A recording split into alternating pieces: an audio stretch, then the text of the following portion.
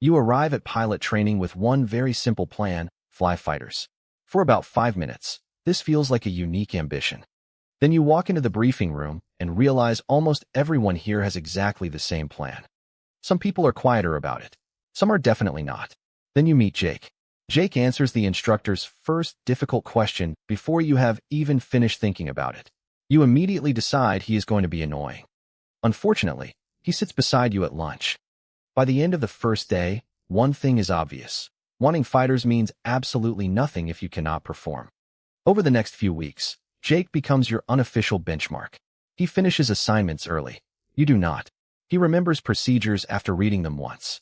You begin developing a personal relationship with the same 3 pages. One night, Jake finishes studying and asks if you want help. You say no. 5 minutes later, you ask for help. The annoying part is that he actually is helpful. Somewhere between late-night study sessions and competitive quizzes, the rivalry starts turning into friendship.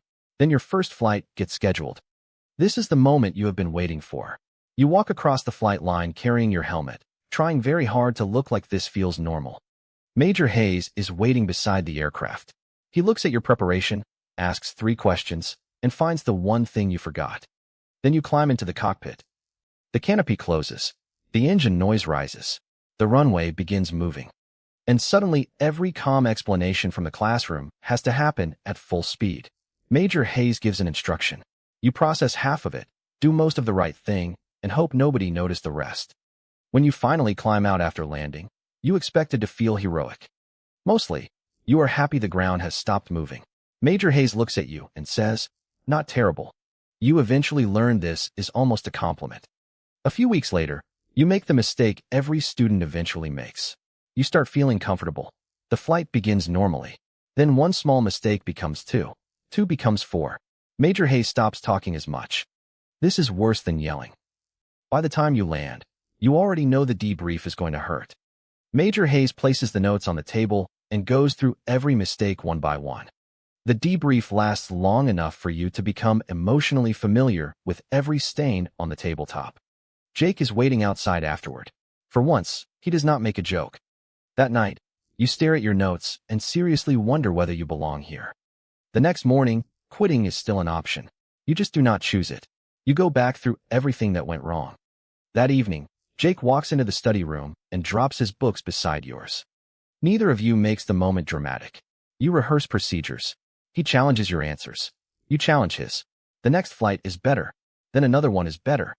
Major Hayes eventually looks at your notes and says one word: better. You briefly consider framing it. Then the date everyone has been waiting for appears on the schedule. Track selection. Selection day is strange. Everyone suddenly becomes extremely interested in pretending they are relaxed. You sit beside Jake while assignments are announced. His name comes first. Fighter track. Jake gives the smallest possible reaction because instructors are watching. Inside, he is probably doing backflips. Then another name is called. Then another. Not yours. For a few seconds, every bad flight you have ever had returns to your brain at once. Then you hear your name. Fighter track. You nod professionally. Internally, you are approximately 12 years old. You think the hard part is over. It is not. Advanced training introduces a useful rule. Whenever you begin feeling comfortable, something gets faster. The aircraft gets faster. The formations get tighter. The workload gets heavier. And the instructors somehow expect you to think further ahead while all of this is happening. Jake is still around, but the rivalry is changing. You are no longer trying to prove who is smarter. Now you are trying to make sure both of you perform. Eventually, you stop reacting to everything late. You begin anticipating what comes next. And then one day, the training calendar contains something that looked impossibly far away when you started. Graduation. Someone finally pins pilot wings on your uniform. For a moment, everything that came before feels worth it. Jake is standing nearby with the same exhausted smile. You have done it. You are a military pilot. Then you receive your fighter assignment. And the strange thing is that the celebration immediately turns into preparation for another training pipeline. You spent years earning the wings. Your reward is more training. A few months later, you walk into your first operational squadron. You finally reach a fighter squadron. This is supposed to be the part where you feel like you made it. Instead, you discover that nearly everyone in the building has more experience than you. Briefings move quickly. People refer to things you are still mentally translating. Experienced pilots barely notice how fast the conversation is moving. You spent years becoming a fighter pilot just in time to become the new guy again. Being qualified gets you into the room. It does not mean anyone trusts you yet. Then you get your first real chance to prove yourself. The squadron brief's a demanding training exercise. You are flying with an experienced lead. This time, nobody is holding your hand through every decision. The mission becomes more complicated than expected. A few years ago, this is where your brain would have filled with noise. Now you slow everything down mentally. You listen. You prioritize. You do your job. Back in the debrief room, the senior pilot studies the notes. Then he gives you a small nod. Not bad. Years of training have taught you that 2 words can be emotionally devastatingly positive. After that, people start giving you more responsibility. Years pass. Then one morning you walk into a briefing room and hear a familiar voice. Jake.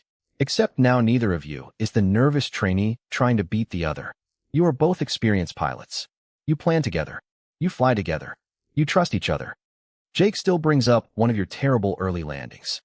Apparently, professional maturity has limits. But something else has changed too. You are no longer responsible only for yourself.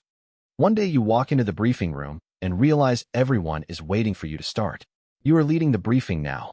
Young pilots ask you questions. People actually take notes when you answer. This is mildly alarming. The pressure changes. You are no longer worried only about whether you perform. Now you are thinking about whether everyone around you performs.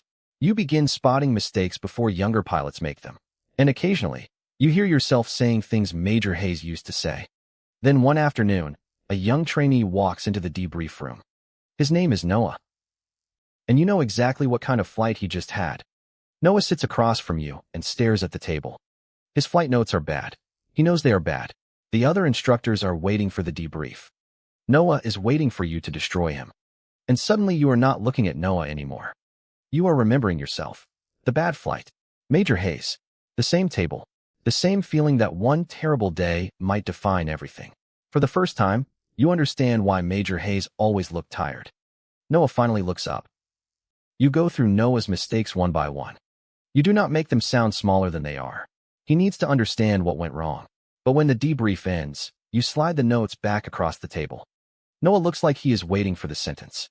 You tell him what to fix. Then you tell him to be ready tomorrow. He looks surprised. Before he leaves, you add one more thing. The flight was not terrible. Noah walks out looking slightly confused. Somewhere, Major Hayes would probably approve. Years ago, you walked into pilot training trying to prove you belonged. Now another young pilot walks out of your debrief room trying to do exactly the same thing. The difference is that this time, you are sitting on the other side of the table.